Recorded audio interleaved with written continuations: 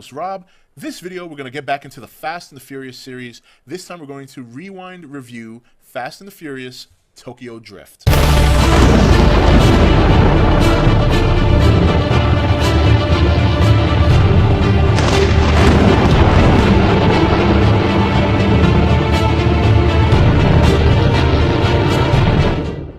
Okay guys, welcome back. So Fast and the Furious Tokyo Drift, I have to admit right off the bat, I delayed seeing for such a long time that I got to the end of the series before I even went back to watch it. Initially, honestly, I wasn't interested in it because it didn't have Paul Walker, it didn't have Vin Diesel, it didn't have anybody from the series at that point. So I just completely wrote it off. A couple of years later, I finally decided to suck it up and watch the movie. And I was pleasantly surprised at how good it was. I mean, it wasn't the best one in the series, but I gotta say, there's even parts of it I like better than part two. The whole Japanese drift racing scene was excellent. The first time I even knew about drift racing was I was about maybe 13 or 14, or actually maybe a little bit older, but no, I was around that age, and I was playing the original Namco's Ridge Racer, and you could drift in that game. And I remember my cousin showed me how to do it, and I thought it was so cool. And so this was like, wow, I actually get to see this. And, yeah, the cast, I mean, you have Lucas Black, who was in Friday Night Lights, and he was obviously the main character. His name was Sean. And then there was the guy, DK, Drift King. His name escapes me at the moment. But typical teenage conflict. This guy is in a place where, Sean I'm talking about, is in a place where he's completely out of his element. You don't go from the South to Japan and just get accepted.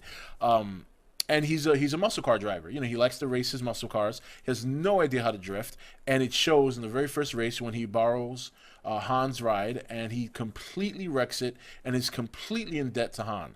Now, the racing scenes were great, and I think that's why I liked it, because this particular movie, they were right back into the racing. Racing was like the thing. That was the focus of the movie. Yes, there was a little Yakuza crime on the down low, but it wasn't the main focus. Like some of the crime in like the second one or even the first one towards the end.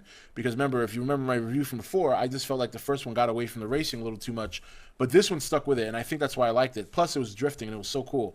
The cars were phenomenal. I mean, you got those nice Matchbox cars, the Honda Civics, the Mazdas, and it was awesome. And I love how at the end he customized his father's own muscle car to be capable of drifting. So it was a very good movie. Now, Bow Wow, I could do without.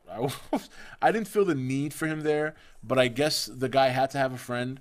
Bow Wow's car was pretty cool. I mean, the whole Hulk car thing, I guess, was all right. It was kind of weird, but it was weird and cool at the same time. I don't think I'd ever drive anything like that, but I think I could appreciate seeing it like at a car show. But in terms of driving it down the street, I don't think I could do that. It was Han is obviously one of the more popular characters in this series, so I was very surprised to see what happens to him in this movie after watching all the other ones. At that point, I had already saw all the way up to part 5, and so to go back and see that, so obviously it tells you where that story lies in the series. And whether or not they're going to ever go back to that, I'm not sure. I haven't seen the 6th one yet, so I'm not sure if there's a link there. So don't spoil it for me down below, please. But I just was surprised to see it. I was surprised to see what happened with him, because he is one of my favorite characters, Han. I thought he's one of those kind of smooth guys and real cool, and he's always eating stuff, and he's just a funny character. It's a very unique character. The Toretto surprise at the end was pleasant, but unfortunately I already knew about that, because by the time I saw it, the movie had been out already for a couple of years, so it wasn't a huge surprise, but it was still pleasant to see. And so it'll be interesting to see if they ever go back to Tokyo Drift. I should have known better. Just because it didn't have the star power in it doesn't mean it was a bad movie, and it certainly wasn't. And in some ways, I like it better than the second installment. I thought it was obviously a teeny bopper movie, but still, the racing in the movie was great. The cars, I mean, the designs. It's like, wow, those cars are just phenomenal. The shit these people put in their cars, man, I'm telling you. And the chase scene through the streets was also excellent scene. There was some really good race car scenes in this movie, whether it was a head-on race or just the chase scene down the city of Tokyo, I believe it was. And in terms of the acting, I mean, like I said, Bow Wow could do without. Lucas Black's a pretty okay actor. I mean, he's all right. Obviously, Sonny Chiba was in the movie, and that's always a pleasant. It's always nice to see him in movies every now and then. He's pretty well-known actor in his own right. But it was. I should have given it a chance. I do regret not seeing it back when it came out because I think the Dominic Toretto effect at the end, obviously, would have been a nice surprise for me. And the thing of it is that it was a really good racing movie. It was a really good racing movie. That's what the movie was about. It wasn't, like I said, yes, there was crime. Yes, he was part of the Yakuza, and he had obviously a partnership with Han. Han obviously felt something for Sean, and that he kind of took him under his wing. Even though Sean owed him, Han took very good care of him. Han was very, very hospitable. Brought him in when his father kicked him out, and it was a solid movie. It was a much better movie than I expected it to be at the time that I finally decided to see it. And I would hope they go revisit that portion of the series if they haven't already, because like I said, I haven't seen part 6 yet, and I know this is supposed to be doing a part 7. I think it's a good opportunity to maybe get Lucas Black back into the fold as the character Sean, knowing that he already has met Dominic Toretto, knowing that Paul Walker's character unfortunately will probably be killed off. And unfortunately, I mean, obviously we all know the incident.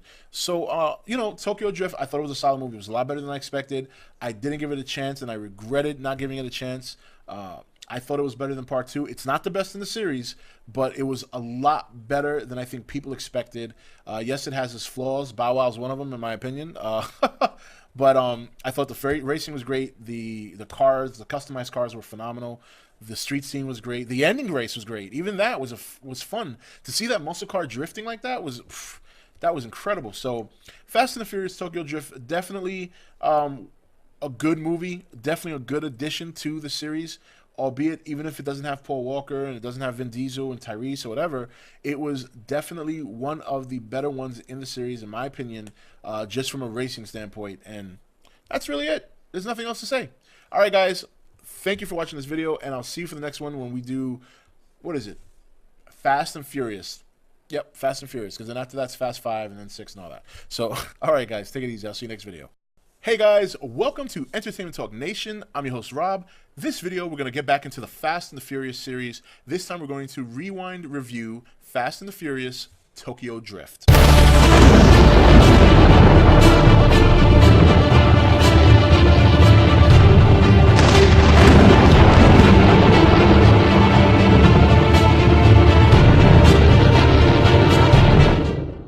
Okay, guys, welcome back. So Fast and the Furious Tokyo Drift, I have to admit right off the bat, I delayed seeing for such a long time that I got to the end of the series before I even went back to watch it.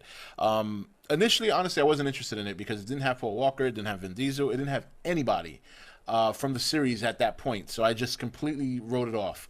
A couple of years later, I finally decided to suck it up and watch the movie.